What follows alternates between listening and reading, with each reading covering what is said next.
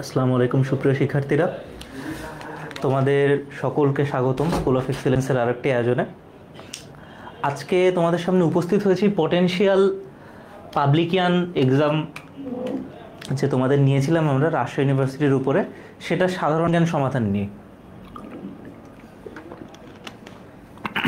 বরাবরের মতোই school of এক্সেলেন্সের যেই সমাধান ক্লাসগুলো হয় সেগুলো ব্যতিক্রম এই বিষয়ে যে আমরা জাস্ট কোশ্চেনের অ্যান্সার বলে চলে যাই না, বিশেষ করে সাধারণ জ্ঞানে এইটার উত্তর, এই প্রশ্নের উত্তর এটা কেন হলো, এটা না হয় অন্যটা কেন হলো না, বা হলো এই প্রশ্নটা আর কিভাবে আসতে পারে ঘুরায়, কিংবা এইটার এই টপিক নিয়ে অতিরিক্ত যে তথ্যগুলো আছে সেগুলো আমরা দেখে থাকি মূলত।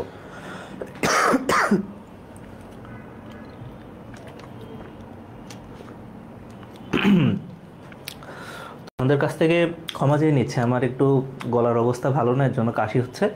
আচ্ছা, তো সেই আলোকে আজকে তোমাদের সাথে রাজশাহী ইউনিভার্সিটির সাধারণ জ্ঞানের ক্লাসটা হবে। আজকের ক্লাসটা বেশ ছোট, তার কারণ আমরা কেবলমাত্র 24টা প্রশ্ন নিয়ে আলোচনা করছি, যেখানে তোমাদের সাথে আমার যে বিগত ক্লাসটা ছিল জাহাঙ্গীরনগর ইউনিভার্সিটি, সেখানে কিন্তু আমরা 80টার মতো কোশ্চেন, 80টার মতো না 80টা কোশ্চেন সলভ করেছিলাম। 60টা সাধারণ জ্ঞানের এবং 20টা ছিল সাধারণ গণিতের।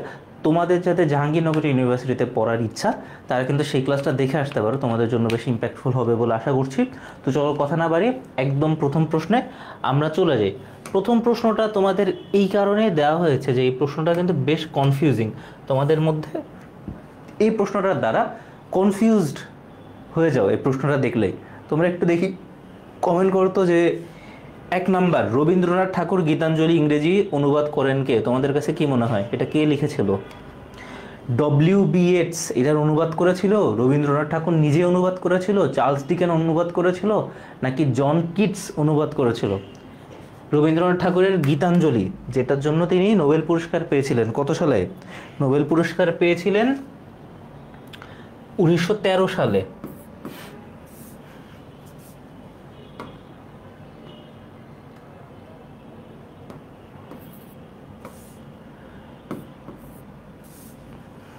ওকে,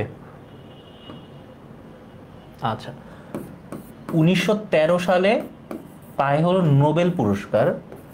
আর এটা হলো কত সালে লেখা হয়? 1912 সালে এটাকে অনুবাদ করা হয়। এটাকে 1912 সালে কি করা হয়? অনুবাদ করা হয়। এবং অনুবাদ করেছিলেন রবীন্দ্রনাথ ঠাকুর স্বয়ং, বা রবীন্দ্রনাথ ঠাকুর নিজেই কিন্তু এই যে আমাদের যে গীতাঞ্জলি সেটাকে তিনি নিজেই অনুবাদ করেছিলেন। মানে রবীন্দ্রনাথ ঠাকুরের গীতাঞ্জলিটা লেখাকার অবশ্যই রবীন্দ্রনাথ ঠাকুরের, এটার অনুবাদককে এটা রবীন্দ্রনাথ ঠাকুর। তাহলে ডব্লিউ.বি. ইয়েটস নামটা কেন আসে? ডব্লিউ.বি. ইয়েটস নামটা আসে যে রবীন্দ্রনাথ ঠাকুরের অনুবাদকৃত, ইংরেজি অনুবাদকৃত গীতাঞ্জলি বইয়ে তিনি কি লিখেছিলেন? তিনি হলো গিয়ে সেখানে ইন্ট্রোডাকশনটা দিয়েছিলেন, ইন্ট্রোডাকশনটা ইংরেজিতে দিয়েছিলেন বা ইংরেজিতে ভূমিকা লিখেছিলেন। ডব্লিউ.বি. ইয়েটস কী করেছিলেন? তিনি সেই বইয়ে ইংরেজিতে ভূমিকা লিখেছিলেন, বা আমরা যেটাকে ইন্ট্রোডাকশন বলি। আচ্ছা, এখন তাইলে প্রশ্ন আসতে পারে যে ভাইয়া গীতাঞ্জলি তো বাংলায় লেখা, হ্যাঁ, তাহলে গীতাঞ্জলির ইংরেজি নামটা কি? গীতাঞ্জলির ইংরেজি নামটা কি? এই যেই নামটা গীতাঞ্জলি, এটা ঠিক মানে আক্ষরিক ইংরেজি বা একদম ওয়ার্ড টু ওয়ার্ড ইংরেজি যদি আমরা কনভার্ট করি, যেটা হবে সেটাই হলো গীতাঞ্জলির ইংরেজি অনুবাদ। সেটা হলো সং অফারিংস, সং অফারিংস। তাইলে গীতাঞ্জলির গীত থেকে হলো গে সং, আর অফারিংস আসছে অঞ্জলি থেকে, মানে গান হলো অঞ্জলি দেওয়া বা গান কাউকে উৎসর্গ করা, এরকম আর কি। আচ্ছা ঠিক আছে, তাহলে এই তো আমাদের বিষয় গেল যে রবীন্দ্রনাথ ঠাকুরের গীতাঞ্জলির অনুবাদক কে ছিলেন? রবীন্দ্রনাথ নিজেই ছিলেন। ডব্লিউ.বি. ইয়েটস কেবলমাত্র এই যে ইংরেজি অনুবাদটা সং অফারিংস, এটা থেকে তিনি ইংরেজিতে কি একটা যে ভূমিকা বা ইন্ট্রোডাকশন লিখেছিলেন। আর 1912 সালে এটাকে কি হয়? অনুবাদ করা হয়, এবং 1913 সালে এই গীতাঞ্জলির জন্য তিনি নোবেল পুরস্কার পেয়েছিলেন। আচ্ছা, তোমরা কিন্তু কমেন্টে আমাদের উত্তর জানাইতে পারো, তোমাদের উত্তর কিন্তু আমরা আশা করতেছি। নজরুল মঞ্চ কোথায় অবস্থিত? নজরুল মঞ্চ কোথায় অবস্থিত? বাংলা একাডেমি, রাজশাহী বিশ্ববিদ্যালয়, চারুকলা ইনস্টিটিউট, ঢাকা বিশ্ববিদ্যালয়। তোমাদের একটা হিন্ট দেই, এটা ঢাকায় অবস্থিত, তাহলে রাজশাহী বিশ্ববিদ্যালয় হবে না, চারুকলা ইনস্টিটিউটও হবে না। তোমরা আবার অনেকে মনে করো যে রাজশাহী ইউনিভার্সিটির পরীক্ষা দিচ্ছি, তাহলে রাজশাহী নামটা আছে, তাহলে রাজশাহী হয়তো হবে, বা রাজশাহী বিশ্ববিদ্যালয়ের নামটা আছে, রাজশাহী হবে। আবার কিন্তু এই যে তোমাদের যে ধারণাটা, এই ধারণাটাকে কাজে লাগিয়ে কিন্তু বিভিন্ন ইউনিভার্সিটি এই বিভিন্ন স্থান বা বিভিন্ন মর্নামেন্ট বা বিভিন্ন তোমার এই যে ভাস্কর্য ছবি দিয়ে বলে বা নাম দিয়ে বলে এটা কোথায় অবস্থিত, এবং সেখানে তুমি যেই বিশ্ববিদ্যালয়ের পরীক্ষা দিচ্ছ সেই বিশ্ববিদ্যালয়ের যে এলাকার, সেই এলাকার নাম থাকে ও সেই বিশ্ববিদ্যালয়ের নাম থাকে, তোমাদেরকে আসলে কি ট্র্যাপে ফেলানোর জন্য বা ফাঁদে ফেলার জন্য। হ্যাঁ, ওকে, নাইমুন নাহার, ভেরি গুড। দুইয়ের হবে এ, বাংলা একাডেমি। বাংলা একাডেমি এই যে ঢাকা বিশ্ববিদ্যালয়ের একদম পাশেই, কোল ঘেঁষে, যে টিএসসি বলি না আমরা, টিএসসি ঠিক পাশেই, ঠিক পাশে না, একটুখানি পাশেই এই বাংলা একাডেমিটা অবস্থিত, এবং বাংলা একাডেমির নজরুল মঞ্চতে ওইটা অবস্থিত। মানে তুমি যদি বাংলা একাডেমির পিছন গেট দিয়ে ঢোকো, মানে টিএসসি থেকে বাংলা একাডেমি যাইতে প্রথম যে গেটটা, সেই দিক থেকে ঢুকলে একদম সোজা একটু আগায় গেলেই যে মঞ্চটা বসবে, মানে তোমার চোখের সামনে আসবে, সেটাই হলো নজরুল মঞ্চ। এবং তাহলে নজরুল মঞ্চ কোথায় অবস্থিত? বাংলা একাডেমিতে অবস্থিত। এবং তোমরা যখন অ্যাডমিশনের জন্য পড়বা, তখন কিন্তু এই যে বাংলা একাডেমি কত সালে স্থাপিত, এইটার বর্তমান হলো গিয়ে চেয়ারপারসন কে, এটার বর্তমান হলো গিয়ে চেয়ারপারসন কে, এটাও জানতে হবে। আবার বাংলা একাডেমি কিন্তু প্রত্যেক বছর হলো গিয়ে পুরস্কার দেয়। এই পুরস্কার তোমরা যেই বছর পরীক্ষা দিচ্ছ সেই বছর কারা পুরস্কার পেয়েছে, কোন বিষয় পেয়েছে, এইগুলো কিন্তু তোমাদের জানতে হবে। যেহেতু এই যে বিষয়গুলা কত সালে স্থাপিত হয়েছে বাদে যে বিষয়গুলো আছে, তোমাদের পরীক্ষা আস্তে আস্তে যেহেতু চেঞ্জ হয়ে যেতে পারে, এর জন্য আমি নতুন করে দিচ্ছি না। যদি চেঞ্জ না হয়, যদি তোমাদের পরীক্ষার একটু দেরিতে হয়, এর মাঝখানে যদি কোনো কারণে চেঞ্জ হয়ে যায়, তাহলে নতুনটা পড়তে হবে। ওকে, 3 নাম্বার, বাংলা সাহিত্যের প্রথম মহিলা কবিকে? বাংলা সাহিত্যের প্রথম মহিলা কবিকে? কান্নপা, গীতারানী, লীলানাগ, চন্দ্রাবতী। আচ্ছা, কান্নপা কে ছিলেন? কান্নপা আমরা যেই বলি না যে নেপালের হলো জাদুঘর থেকে, জাদুঘর না, রাজ লাইব্রেরি থেকে একটা সাহিত্যকর্ম আমরা পেয়েছিলাম, তাই না? আমরা একটা সাহিত্যকর্ম পেয়েছিলাম, সেই সাহিত্যকর্মের নাম কি? চর্যাপদ। এই চর্যাপদে বেশ কিছু কবির হলো গিয়ে পংক্তি আছে বা কবিতা আছে, আমরা যেটাই বলি না কেন, তাদের মধ্যে হলো গিয়ে কান্নপাকে ধরা হয় শ্রেষ্ঠ, মানে যতজন আছে তাদের মধ্যে শ্রেষ্ঠ, এবং তার কন্ট্রিবিউশনও বেশি, মানে তার এখানে হলো গিয়ে অবদানটাও বেশি। অবদানটা কেমন? অবদানটা এমন যে এই যে তোমার কান্নপা চর্যাপদের 13টি পদের রচয়িতা, মানে সব থেকে বেশি 13টি পদের রচয়িতা, 13টি পদের রচয়িতা। তাহলে এটা কি সব থেকে বেশি? এটা হলো সব থেকে বেশি, এর জন্য কান্নপা পরিচিত। কিন্তু কান্নপা কিন্তু অ্যান্সার না। কান্নপা কি? কান্নপা কিন্তু অ্যান্সার না। আচ্ছা, তারপরে আমরা যদি গীতারানীর ব্যাপারে বলি, এটা জাস্ট একটা অপশন হিসাবে দেওয়া হয়েছে। গীতারানী তোমাদের জন্য ওরকম কোনো গুরুত্বপূর্ণ ব্যক্তির না যাকে নিয়ে তোমাদের আলাদা করে পড়তে হবে। লীলানাগকে নিয়ে তোমাদের পড়তে হবে, তার কারণ সে হলো ঢাকা বিশ্ববিদ্যালয়ের প্রথম কি নারী শিক্ষার্থী। আচ্ছা, তাহলে তোমাদের মনে প্রশ্ন আসতেই পারে যে লীলানাগ প্রথম নারী শিক্ষার্থী, সেটা তো বুঝলাম, তাহলে সে কত সালে ঢাকা বিশ্ববিদ্যালয়ে ভর্তি হয়েছিল? লীলানাগ কত সালে ঢাকা বিশ্ববিদ্যালয়ে ভর্তি হয়েছিল? ঢাকা বিশ্ববিদ্যালয় কত সালে স্থাপিত? 1921 সালে। এই 1921 সালেই লীলানাগ ঢাকা বিশ্ববিদ্যালয়ে ভর্তি হয়েছিল। সে কোন বিভাগের ছিল? সে ছিল ইংরেজি বিভাগ বা ইংলিশ ডিপার্টমেন্টের, ইংরেজি বিভাগের ছিলেন লীলানাগ। আচ্ছা, আর তাইলে বাকি থাকতেছে কোনটা? বাকি থাকতেছে চন্দ্রাবতী, যেটাই হলো আমাদের এই জায়গার অ্যান্সার। বাংলা সাহিত্যের প্রথম মহিলা কবি হলো এই যে আমাদের চন্দ্রাবতী। এখন চন্দ্রাবতী যে বাবা, সে কিন্তু বেশ ফেমাস। সে কি করছে, এই যে আমরা যে মনসামঙ্গলের নাম শুনি না, মনসামঙ্গল, এই মনসামঙ্গলের অন্যতম যিনি লেখক, মনসামঙ্গলের অন্যতম লেখকের মেয়ে হলো আমাদের এই চন্দ্রাবতী। বুঝলাম, অন্যতম লেখকের মেয়ে কোন জায়গায়, মনসামঙ্গলের। তাহলে মনসামঙ্গলের অন্যতম যে লেখক, যার মেয়ে চন্দ্রাবতী, তার নাম কি? তার নাম হলো কি বংশীদাস ভট্টাচার্য। তার নাম কি? বংশীদাস ভট্টাচার্য। বংশীদাস ভট্টাচার্য, বংশীদাস ভট্টাচার্য, বংশীদাস ভট্টাচার্য। তাহলে এক কথায় যদি বলি, বাংলা সাহিত্যের প্রথম মহিলা কবিকে চন্দ্রাবতী, চন্দ্রাবতীর বাবাকে, চন্দ্রাবতীর বাবার নাম হলো গিয়ে বংশীদাস ভট্টাচার্য, এবং তিনি মনসামঙ্গল যে কাব্য, তার অন্যতম লেখক ছিলেন। তার কি অন্যতম লেখক ছিলেন? আচ্ছা, ঠিক আছে, ওকে। তারপর দেখো, এই প্রশ্নটা আইকিউ থেকে আসছে।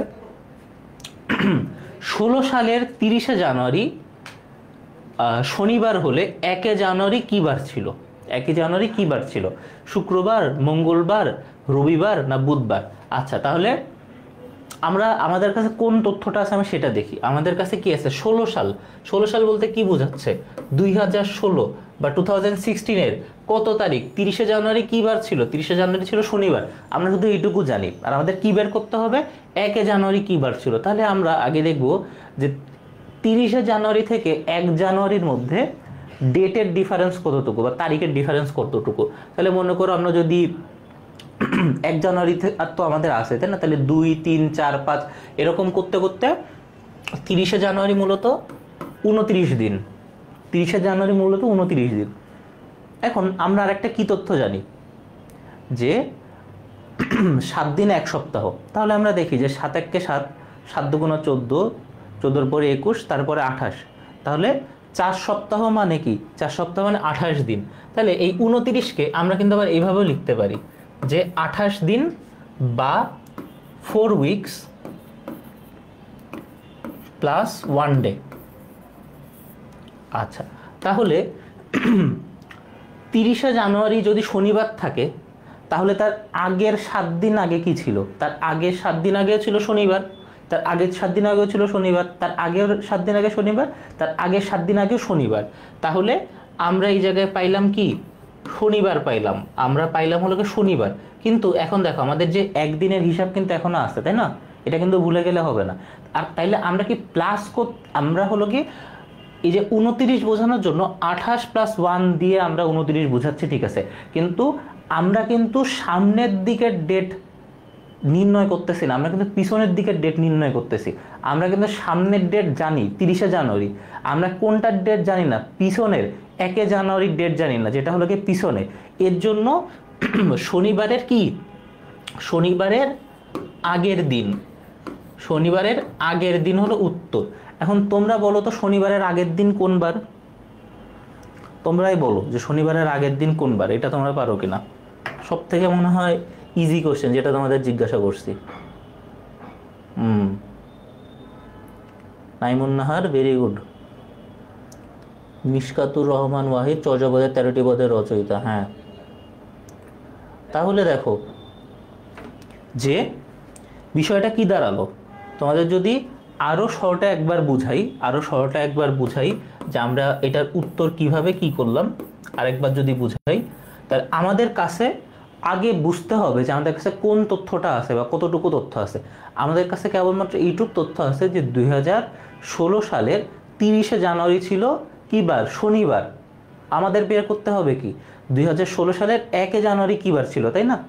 তাহলে একদম আমাদের প্রথম কাজ, আমাদের যেই তারিখ দেওয়া আছে সেই তারিখ থেকে আমাদের যেই তারিখ বের করতে হবে সেটাকে আমার মাইনাস করতে হবে। মাইনাস করে আমরা টোটাল কত পাইলাম?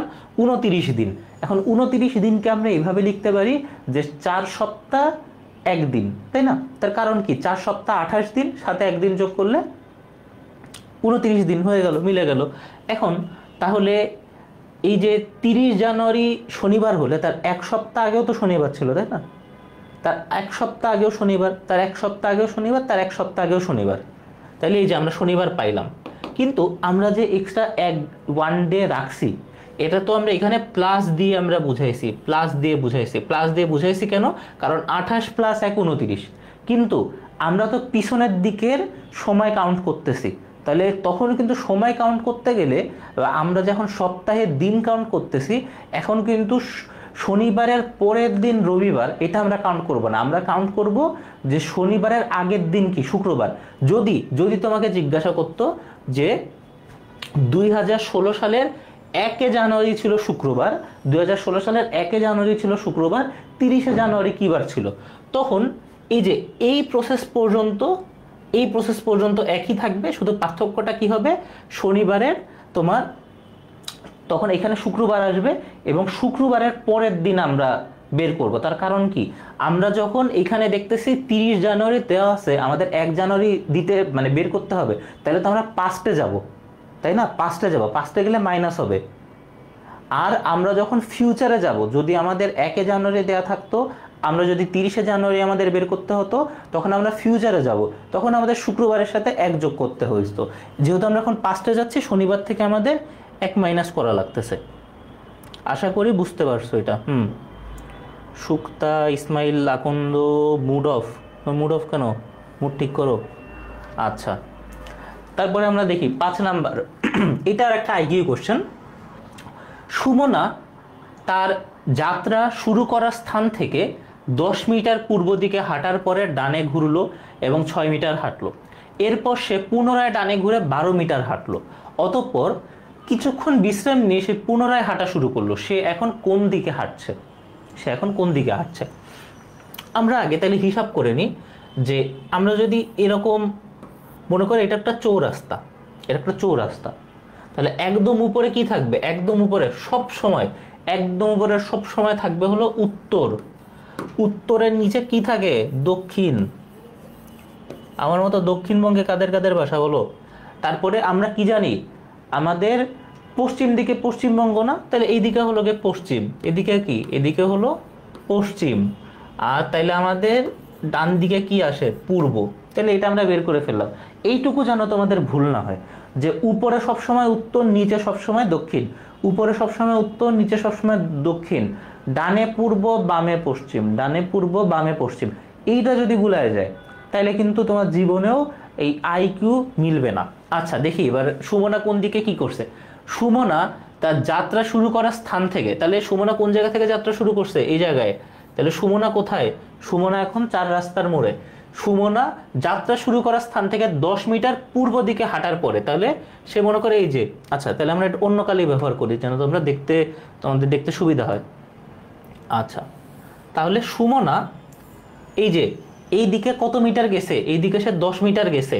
এখন তোমরা আমাকে বলো, সুমনা যদি এই দিকে 10 মিটার যায়, তাহলে সুমনার মাথা কোন দিকে? উত্তর, পশ্চিম, পূর্ব না দক্ষিণ? সুমনার মাথা কোন দিকে বলো তো?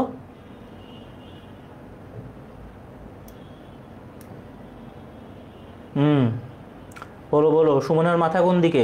উত্তর, পূর্ব, পশ্চিম না দক্ষিণ?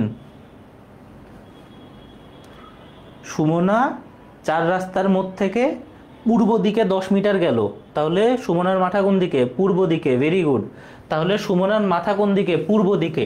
এই জায়গায় তোমরা মূলত ভুল করো, তাহলে মনে করো আমি সুমনা, আমি পূর্ব দিকে 10 মিটার গেছি, তাহলে আমার মাথা এই দিকে, ঠিক আছে? তাহলে এখানে কি বলতেছে? পূর্ব দিকে হাঁটার পরে ডানে ঘুরলো। তাহলে এই যে আমি পূর্ব দিকে ছিলাম, আমি ডানে ঘুরলাম, তাহলে আমি কোন দিকে ঘুরবো? আমি ঘুরবো এই দিকে।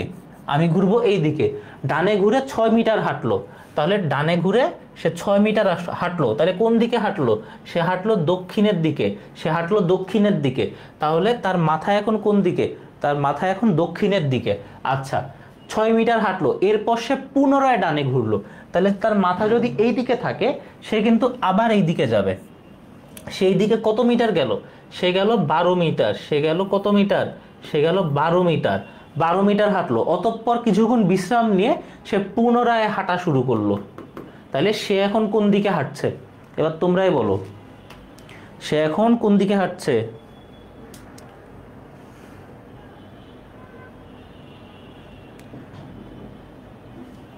সুমনা এখন হাঁটছে কোন দিকে? সুমনা এখন হাঁটছে পশ্চিম দিকে। সুমনা এখন হাঁটছে পশ্চিম দিকে। আবার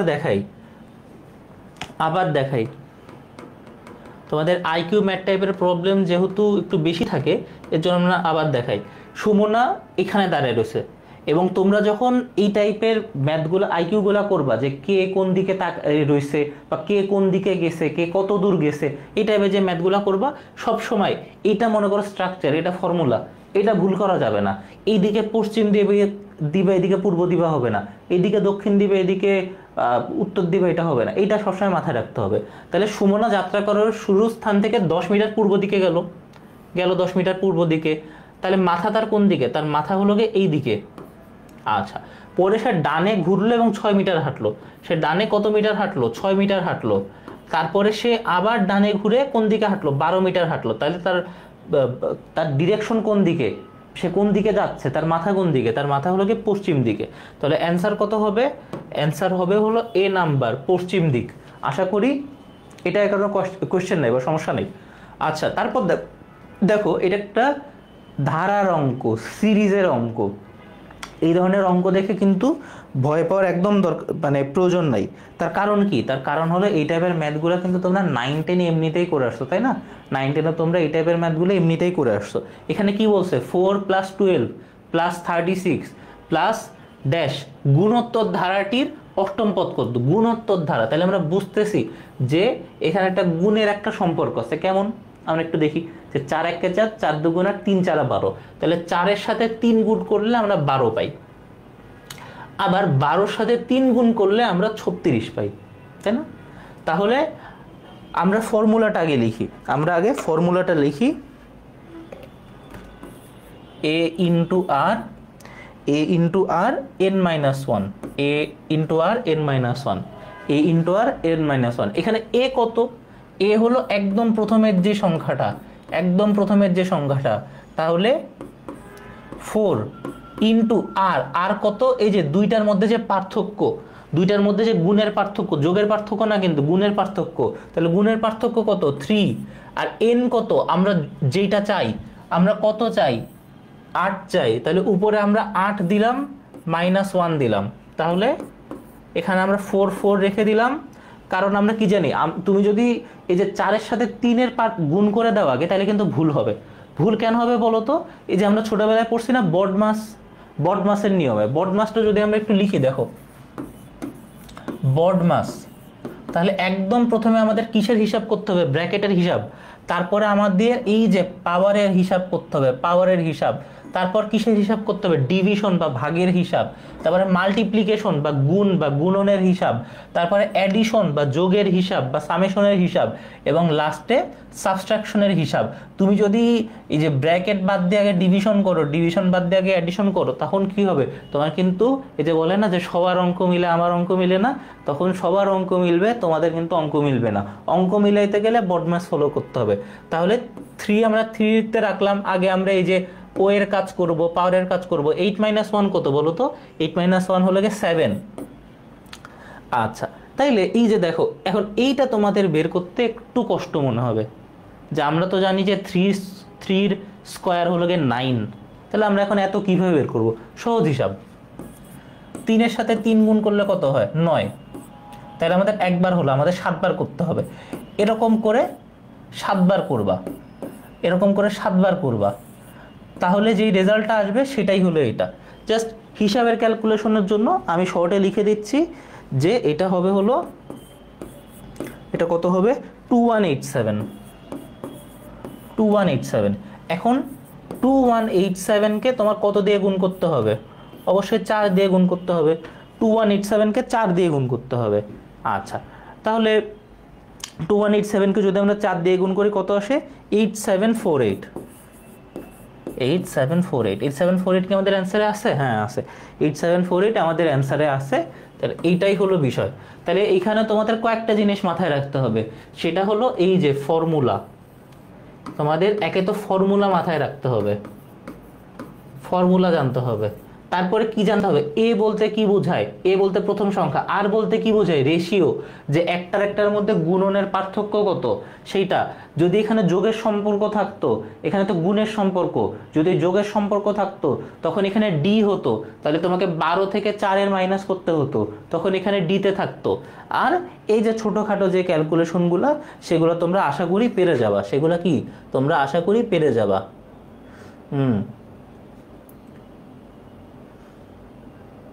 মিশকাতুর রহমান সুক্তা, সরি, গুড। আচ্ছা ঠিক আছে, তারপরে আমরা 7 নাম্বার কোশ্চেনটা যদি একটু দেখি, 7 নাম্বার কোশ্চেনটা একটু দেখি, যে তোমরা এই যে রাজশাহী ইউনিভার্সিটিতে কিন্তু মনে করে যেরকম একটা আইকিউ এর অঙ্ক দিতেই পারে, দিয়ে দেয়, দিতে পারে না, দিয়ে দেয়। তারপর এরকম মনে করো যে ছোটোখাটো ম্যাথের অঙ্ক, পার্সেন্টেজের অঙ্ক, মূলত সিরিজের অঙ্কই দেয়, এই টাইপের অঙ্ক কিন্তু দিয়ে দিতেই পারে। ধুম করে একটা তোমার অ্যানালজি দিয়ে দিতে পারে, ধুম করে একটা আইসিটির অঙ্ক দিয়ে দিতে পারে। এর জন্য এইগুলো কিন্তু একটু প্রিপারেশন নিতে হবে। আচ্ছা, তোমরা জানো যে মানবিক বিভাগ ও বিভাগ পরিবর্তনের বি ইউনিট কোর্স কিন্তু ঢাকা স্কুল অফ এক্সিলেন্সের আছে, যেখানে আমরা তোমাদেরকে ঢাকা বিশ্ববিদ্যালয় এবং অন্যান্য ভার্সিটির জন্য প্রস্তুত করি। এবং এই কোর্সের যে অনন্য বিষয়টা, যে এই একটা কোর্স করলেই তোমাদের BUP, Dhaka university, Rajshahi university, Chittagong university, Jagannath university, Jahangirnagar university, Khulna university, SUST, তারপরে মৌলানা ভাসানী, তারপরে তোমার কুমিল্লা ইউনিভার্সিটি, গুচ্ছ, মেরিটাইম, যা যা আছে একদম সব কভার করে দিবে, যেখানে বি ইউনিট বা বিভাগ পরিবর্তনের বিষয়টা আছে। আমাদের মানে তোমাদের ক্লাস কারা কারা নেয় সেটা তো তোমরা জানোই, এবং এটা হলো আমি। আচ্ছা ঠিক আছে, এবং তোমাদের 150টা লাইভ ক্লাস নেওয়া হবে। আমাদের ক্লাসগুলো জুমের মাধ্যমে হয়, এবং ফেসবুকে তোমরা যারা ক্লাস করতেছো তোমাদের মেসেজ কিন্তু আমরা জাস্ট কমেন্টে পড়তেছি। তোমরা যখন জুমে ক্লাস করবা তখন তোমাদের কোয়েশ্চেন থাকলে বা হলো গিয়ে অনেকাংশে ক্লাসেও তোমাদেরকে কথা বলার হলো পারমিশন দেওয়া হয়, ক্লাসে তো কথা বলতেই পারবা ক্লাস চলাকালীন। আবার ক্লাস শেষে তোমাদের সাথে আমাদের কোয়েশ্চেন অ্যান্সার সেশন থাকে, তোমাদের যাদের কোয়েশ্চেন থাকে সেগুলোকে আমরা সলভ করি। 200টা লাইভ এক্সাম আমাদের হয়। তারপর আমাদের ক্লাসগুলো জুমে হয়, সেটা তো বললাম। 24/7 ডাউট সলভ হয় আমাদের টেলিগ্রাম চ্যানেলে, সেখানে তোমাদের যে কোনো কোয়েশ্চেন থাকলে যে কোনো বিষয়ের উপরে আমরা কিন্তু সেখানে ডাউট সলভ দিয়ে থাকি। আমাদের 3টা প্রিন্টেড বুক সেইখানে হলো দেওয়া হয়, যেরকম এই যে যেহেতু তোমাদের সাধারণ জ্ঞান ক্লাস হচ্ছে, সাধারণ জ্ঞানেরই একটা দেখায়, এইটা সাধারণ জ্ঞানের ডাইজেস্ট। তারপরে আশেপাশে বাংলা এবং ইংরেজির ডাইজেস্ট আছে, এই বইগুলো তোমরা পাবা। এর পাশাপাশি কি আমাদের ডেডিকেটেড ওয়েব অ্যাপ আছে, যেটা হলো কি মনে করো ওয়ান স্টপ সার্ভিস। এখান থেকে তোমরা ওয়ান স্টপ সার্ভিস পাবা। তোমাদের কোনো কারণে যদি ক্লাস মিস হয়ে যায়, মনে করো ডাক্তার দেখাইতে গেছো, বাসায় মেহমান আসছে, সামথিং, মেহমান আসলে কিন্তু ক্লাস করতে হবে, ডাক্তার দেখাইতে গেলে ভিন্ন কথা।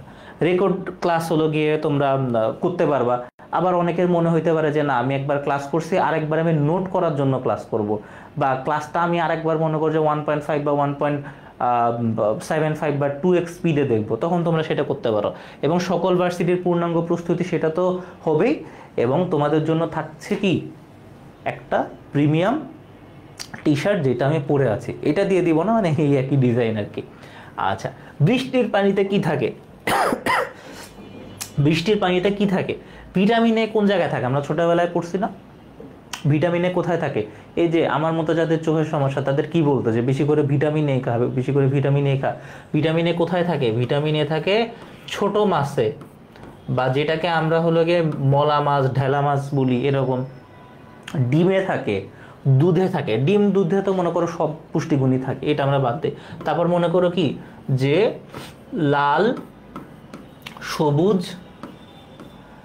যে শাক আমরা খাই, সেগুলোতে কি থাকে? ভিটামিন এ থাকে। আচ্ছা, ভিটামিন সি কোথায় থাকে? ভিটামিন সি থাকে হলো লেবুতে, বা একটু টক জাতীয় যেই জিনিসগুলোতে, সেগুলোতে মূলত ভিটামিন সি থাকে। ভিটামিন ডি, বিশেষ করে যখন তুমি ছোট ছিলাম, তখন ভিটামিন ডির অভাব পূরণ করার জন্য আমাদেরকে একটা জায়গায় বসায় রাখা হতো, সেটা কোথায়?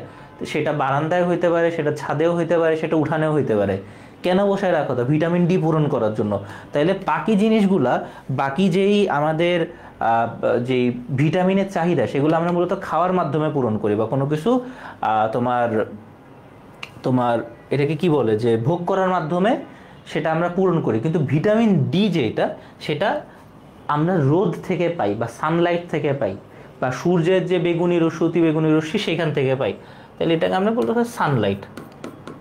আর বৃষ্টির পানিতে তাহলে কি থাকে? বৃষ্টির পানিতে থাকে ভিটামিন বি। কি থাকে? Vitamin B. ওকে।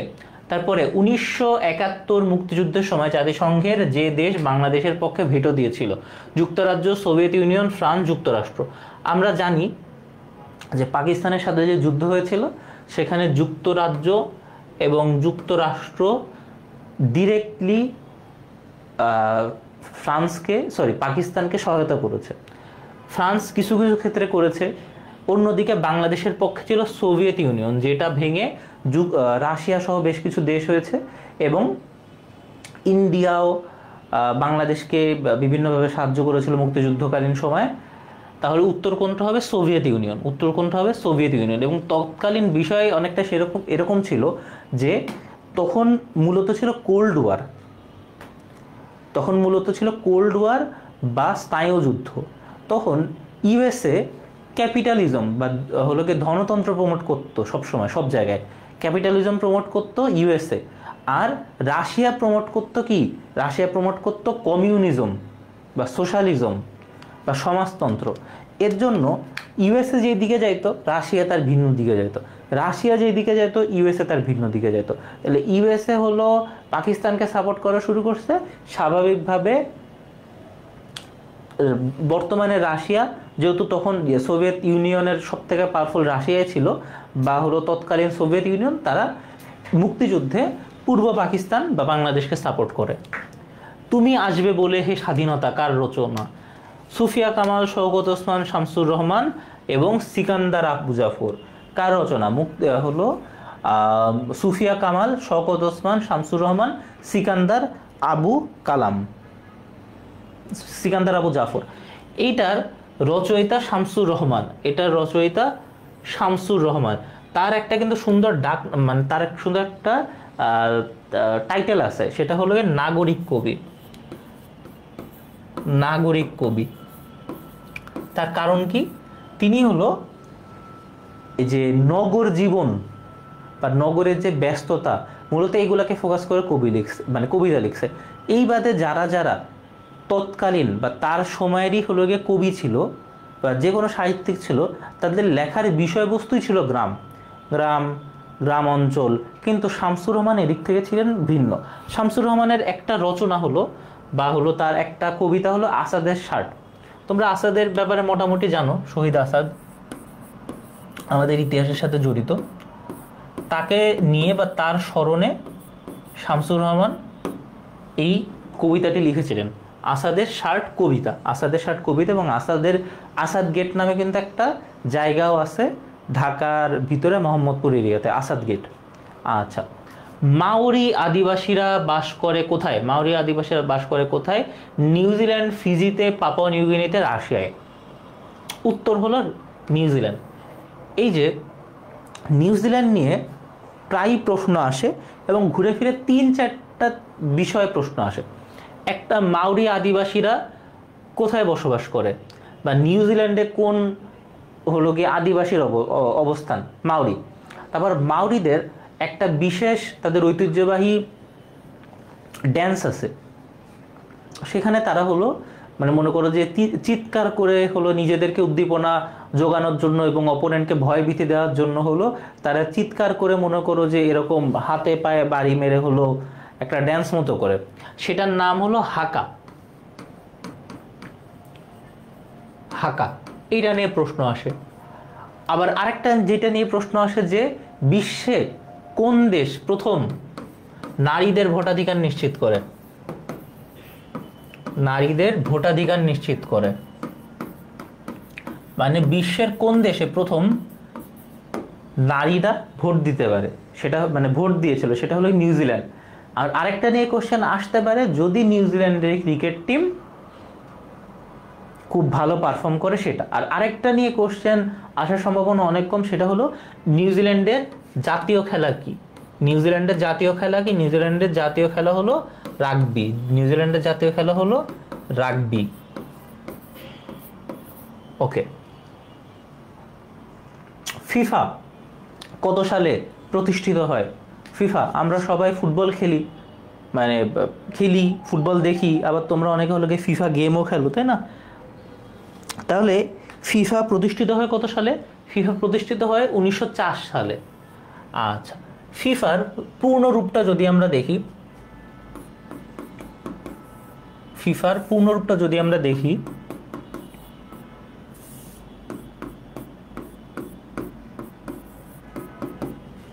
তাহলে আমরা পাবো যে এটা যেহেতু একটা ফিফার পূর্ণ রূপটা যেহেতু ফ্রেঞ্চ ভাষায় লেখা, এর জন্য আমরা ওইভাবেই দেখব যে ফেডারেশন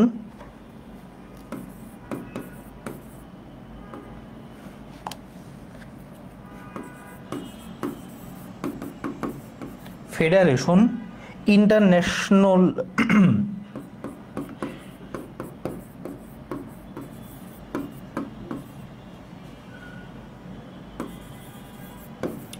ফেডারেশন ইন্টারন্যাশনাল, তারপরে কি day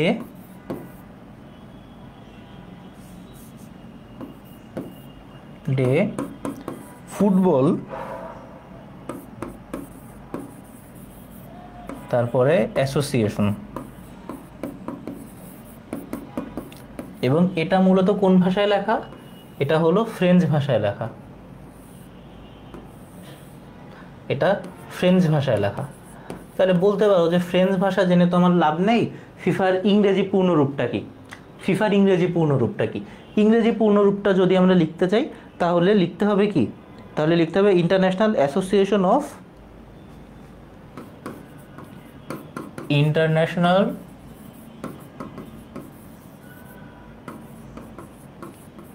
association of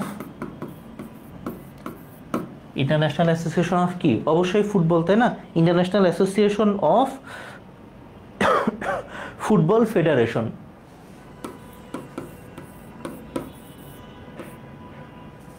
international association of কি? Football federation.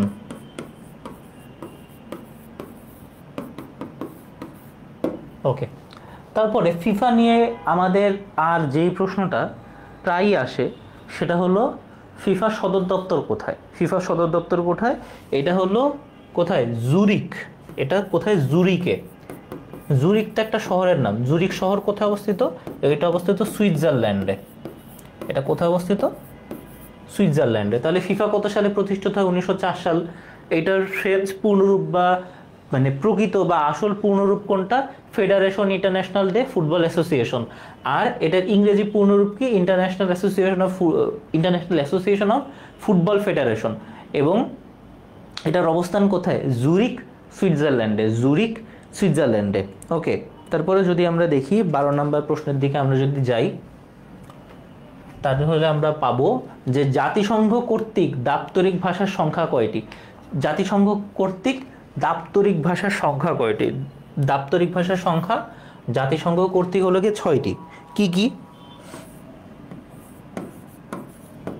আরবি, তারপরে কি আসছে? আরবির পরে স্বাভাবিকভাবে ইংরেজি আসবে, ইংরেজি। তারপর আসবে মান্দারিন, মূলত চাইনিজরা যে ভাষায় কথা বলে, আসবে হলো মান্দারিন। তারপর স্বাভাবিকভাবেই আসবে হলো ফরাসি, তারপরে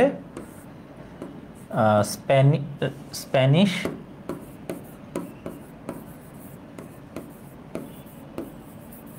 তারপর আসবে হলো গিয়ে স্প্যানিশ, এবং স্পেলিং একটু ভুল হয়ে গেছে,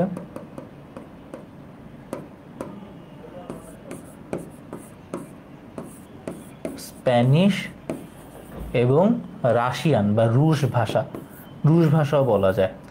আচ্ছা, তাহলে জাতিসংঘ কর্তৃক দাপ্তরিক ভাষার সংখ্যা কয়টি? 6টি। কি কি? আরবি, ইংরেজি, মান্দারিন বা যেটা মূলত চীন ভাষা, যে শর্টে আমরা লিখে দিই চীন ভাষা, তারপরে ফরাসি, স্প্যানিশ, রুশ। এই 6টি। তবে কার্যকর ভাষা দুইটি। কার্যকর ভাষা দুইটি কি কি? ইংরেজি ও ফ্রেঞ্চ। তাহলে যদি জিজ্ঞাসা করা হয় যে কার্যকর ভাষা কয়টি, কার্যকর ভাষা কয়টি, সেটা কি? একটা হবে ইংরেজি এবং অপরটি কি? অপরটি হলো ফ্রেঞ্চ। ওকে, তারপরে 13 নম্বর কোয়েশ্চেন যাওয়ার আগে আমরা দেখি যে তোমরা হয়তো ইতিমধ্যে জেনে গেছো যে শুধুমাত্র বি ইউনিটের কোর্সের মাধ্যমেই স্কুল অফ এক্সিলেন্সের অ্যাডমিশন জার্নি কিন্তু থেমে নেই, বা অ্যাডমিশনের যেই প্রসেসটা সেটা থেমে নেই। সি ইউনিটেও কিন্তু স্কুল অফ এক্সিলেন্সের ক্লাস হচ্ছে এবং শুরু হয়ে গিয়েছে। তোমরা যারা এখানে সি ইউনিটের আছো, তোমরা চাইলে কিন্তু স্কুল অফ এক্সিলেন্সের সি ইউনিট কোর্সে ভর্তি হতে পারো। তো তোমাদের চেনা জানা কেউ যদি সি ইউনিটের থাকে তাদের কিন্তু বলতে পারো স্কুল অফ এক্সিলেন্সের যেমন সার্ভিস তোমরা পেয়ে থাকো ঠিক তেমন সার্ভিসই তোমরা সি ইউনিটে পাবে। পার্থক্যটা কোনটা? যে বাংলা, ইংলিশ এবং জিকের যে ডাইজেস্ট তোমরা হলো সি ইউনিটে পাবে না, কিন্তু অন্য যেই ডাইজেস্টগুলো মানে অন্য যেই বিষয়গুলো আসছে সেগুলো কিন্তু একদমই সেম বলা যায়। তারপরে আমরা দেখি যে ইউরোপীয় কেন্দ্রীয় ব্যাংকের সদর দপ্তর কোথায় অবস্থিত? ইউরোপীয় কেন্দ্রীয় ব্যাংকের সদর দপ্তর অবস্থিত ফ্র্যাঙ্কফুর্টে। এটা কোথায় অবস্থিত? ফ্র্যাঙ্কফুর্ট। ফ্র্যাঙ্কফুর্ট কোন দেশে অবস্থিত? ফ্র্যাঙ্কফুর্ট অবস্থিত জার্মানিতে। এবং এইটা আর যেই কারণে গুরুত্বপূর্ণ সব থেকে বেশি, এটা হলো বিশ্বের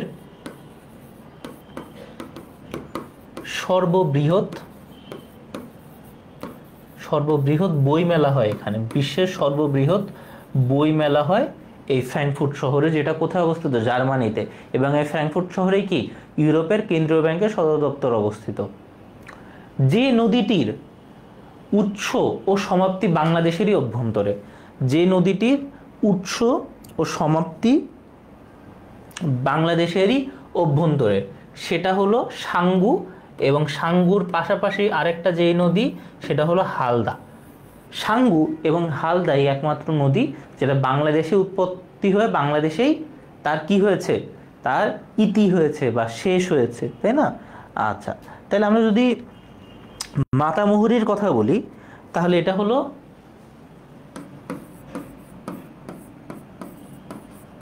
চট্টগ্রামের কোন পর্বত থেকে? মাইবার পর্বত থেকে উৎপত্তি হয়েছে এবং পতন হয়েছে কোথায়? পতন হয়েছে বঙ্গোপসাগরে। নাফ নদী, আমরা তো জানি যে নাফ নদীর উৎপত্তি কোথায়? নাফ নদীর উৎপত্তি মায়ানমারের কোন জায়গা থেকে? মায়ানমারের কোন জায়গা থেকে নাফ নদীর উৎপত্তি? সেটা হলো মায়ানমারের যে বিখ্যাত আরাকান পর্বত, আরাকান পর্বত থেকে। কোথায়? আরাকান পর্বত থেকে সেই বঙ্গোপসাগর। তারপর কর্ণফুলী, নামটাও সুন্দর, দেখতেও সুন্দর। কর্ণফুলী যে নদীটা, সেটা কোন জায়গা থেকে উদ্ভব হয়েছে? সেটা হচ্ছে মিজোরামের লুসাই পর্বত থেকে। কোন জায়গা থেকে? মিজোরামের লুসাই পর্বত। মিজোরামের লুসাই পর্বত থেকে, মিজোরামের লুসাই পর্বত থেকে সেই বঙ্গোপসাগরে যে পতিত হয়েছে। মানে নদী, আমরা বলি না নদী সাগরে মিশে যায়, একইভাবে দেখো এই যে মাতামুহুরী, নাফ, কর্ণফুলী, সাঙ্গু, হালদা সবগুলাই সেই সাগরে যে মিলে গিয়েছে। রাজশাহীর আদি নাম ছিল কোনটি? রাজশাহীর আদি নাম ছিল রামপুর বোয়ালিয়া। আদি নাম কি ছিল? রামপুর বোয়ালিয়া। তাহলে সমতট কোন অঞ্চলের প্রাচীন নাম ছিল? এটা ছিল নোয়াখালী। এটা ছিল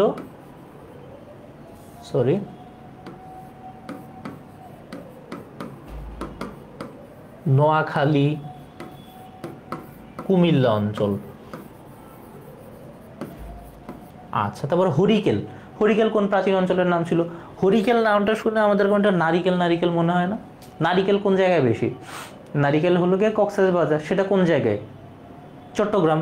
তাহলে হরিকেল হলো চট্টগ্রাম, এবং চট্টগ্রামের উপরে যে সিলেট মূলত এই দুই অঞ্চল নিয়েই হরিকেল গঠিত ছিল। মহস্তানগড়ের প্রাচীন নাম কি? মহস্তানগড়ের প্রাচীন নাম হলো পুন্ড্রনগর বা পুন্ড্রবর্ধন। পুন্ড্রনগর বা পূর্ণবর্ধন বর্ধন ছিল মহস্তানগড়ের আদি নাম বা প্রাচীন নাম। সংসদের এক অধিবেশন শেষে আর এক অধিবেশনের মধ্যবর্তী সর্বোচ্চ কত দিনের পার্থক্য থাকতে পারে? আমরা তো জানি যে সংসদে তো অধিবেশন হয়, তাই না? তাহলে একটা অধিবেশন থেকে আরেকটা অধিবেশনের ডিফারেন্স হাইয়েস্ট বা সর্বোচ্চ 60 দিন থাকতে পারে। কত? 60 দিন থাকতে পারে। আচ্ছা, লাখ বক্স, লাখ বক্স কার উপাধি ছিল? লাখ বক্স উপাধি কার ছিল? আলাউদ্দিন খিলজি, গিয়াসউদ্দিন আজম, সম্রাট বাবর, সুলতান মাহমুদ বা সুলতান মেহমুদ, আমরা যেটাই বলি না কেন, তাই না? তাহলে এই যে টাইটেলটা সুন্দর উপাধিটা কার ছিল? উপাধি ছিল গিয়াসউদ্দিন আজমের। কার ছিল?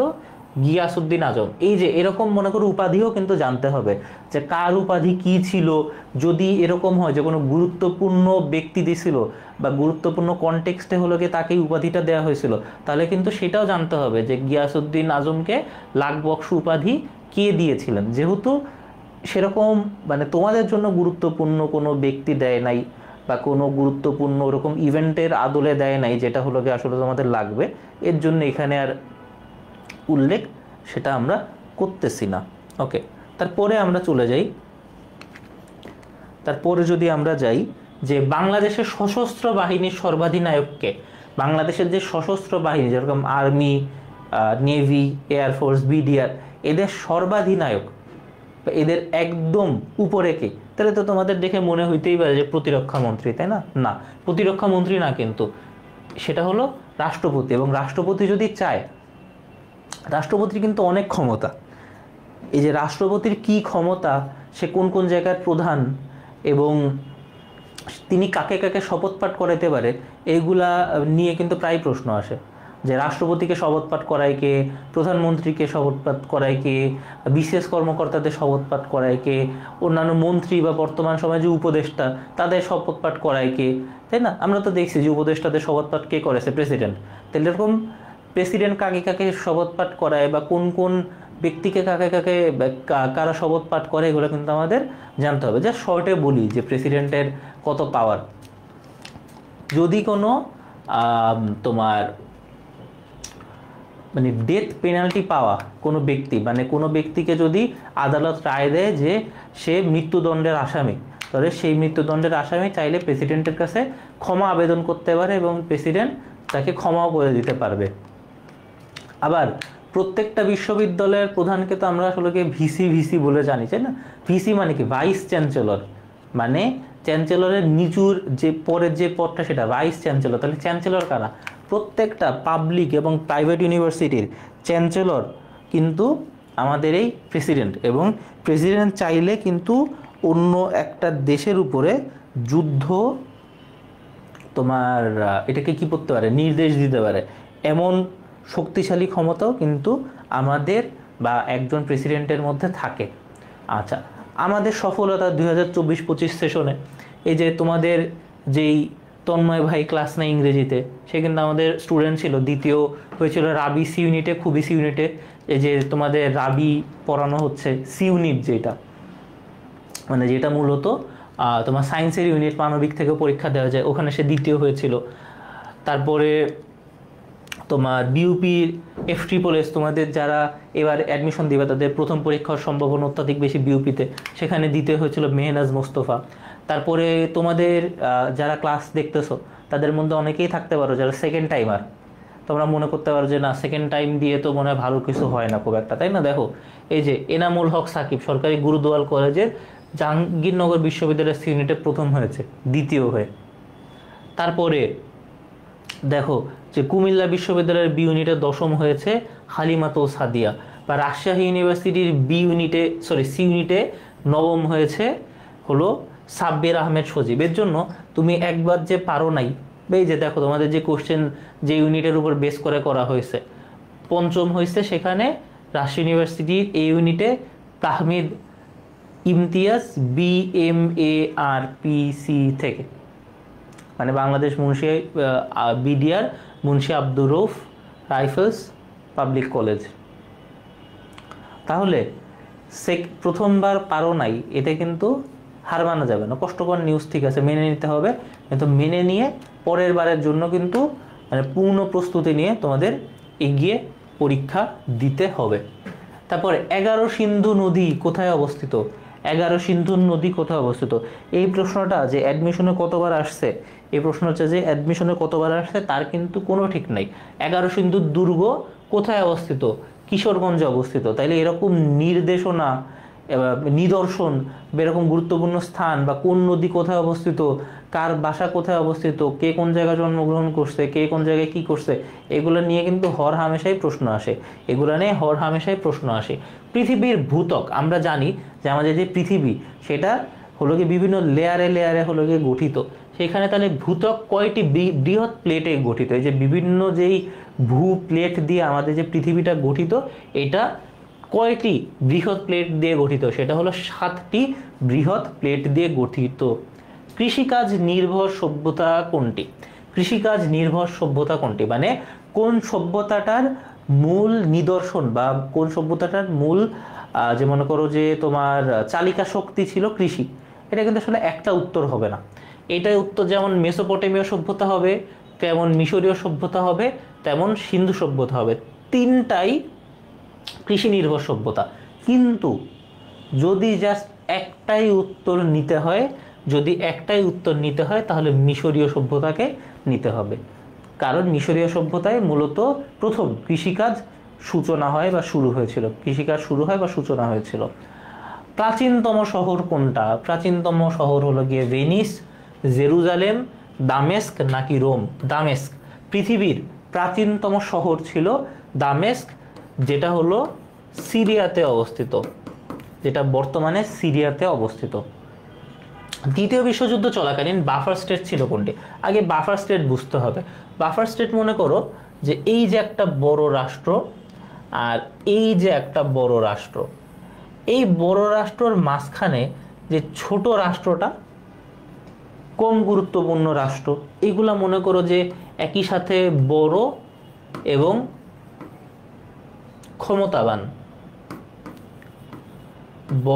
ক্ষমতাবান, আর ছোট যে দেশটা সেটাকে, যেটাকে আমরা বলতে বাফার স্টেট, সেটা তো একই সাথে ছোট এবং কম ক্ষমতাবান, এবং কি কম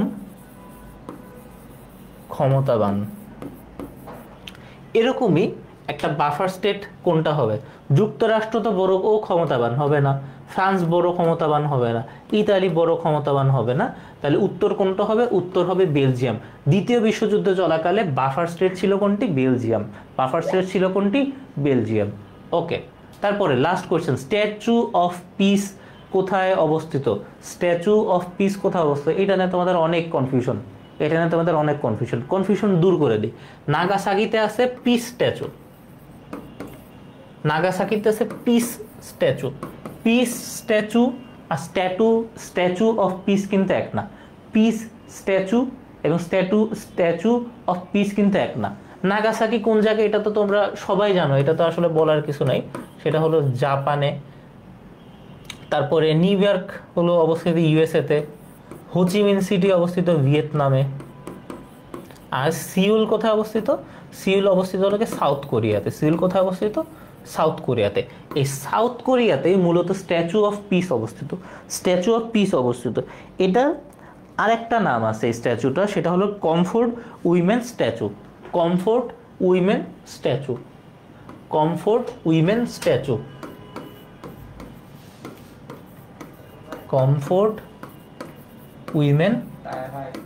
স্ট্যাচু। ওকে, তাহলে আবার কনফিউশনটা দূর করে দিই, এই ভুল কিন্তু করবা না। এই তোমরা যে ট্র্যাপে পড়ে তোমরা যে ভুল বুঝো, কনফিউশন হয়, এটা কিন্তু ট্র্যাপ হিসাবে ইউজ করে, এই ট্র্যাপে কিন্তু পড়া যাবে না। স্ট্যাচু অফ পিস কোথায় অবস্থিত? সিওলে। স্ট্যাচু অফ পিসের অপর নাম কি? Comfort women statue. তাহলে মনে করো সারা জীবন পড়ে গেছো statue of piece Seoul, statue of piece Seoul, কিন্তু প্রশ্ন দিচ্ছে কমফোর্ট উইমেন স্ট্যাচু কোথায় অবস্থিত, তখন কিন্তু পারবে না। তাইলে একটা যে একাধিক প্রতিশব্দ সেগুলোও যদি থাকে সেগুলো তোমার জানতে হবে। তাহলে নাগাসাকিতে কোনটা অবস্থিত, যেটা তোমরা কনফিউজড হও সেটা হলো পিস স্ট্যাচু। কোনটায় যেটা তোমরা কনফিউজড হও সেটার নাম মূলত পিস স্ট্যাচু, যেটা নাগাসাকিতে অবস্থিত।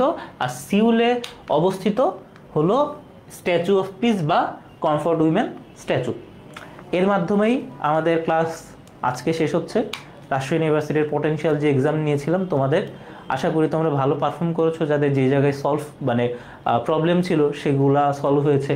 এবং লাস্টবারের মতো বলে যাই, আমাদের প্রকাশনা সমূহ বাংলার জন্য ডাইজেস্ট, ইংরেজির জন্য ডাইজেস্ট, সাধারণ জ্ঞানের জন্য ডাইজেস্ট, যেটা আমাদের পরীক্ষার প্রস্তুতিকে শান্বিত করার জন্য খুবই ভালো এবং মজবুত এবং ধারালো হাতিয়ার বলে আমরা মনে করি।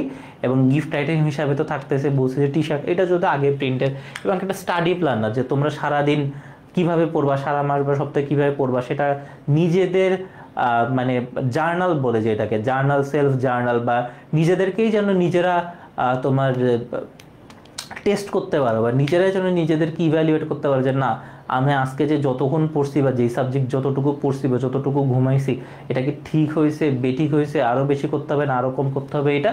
এবং ওয়েমার বুক, তোমরা যেহেতু অনলাইনে পরীক্ষা দিচ্ছ এবং তোমাদের মূল পরীক্ষাগুলো হবে ওয়েমার শিটে, তোমরা অনেক সময় হলো কি ওই ফিলটা আসলে অনলাইনে পাও না।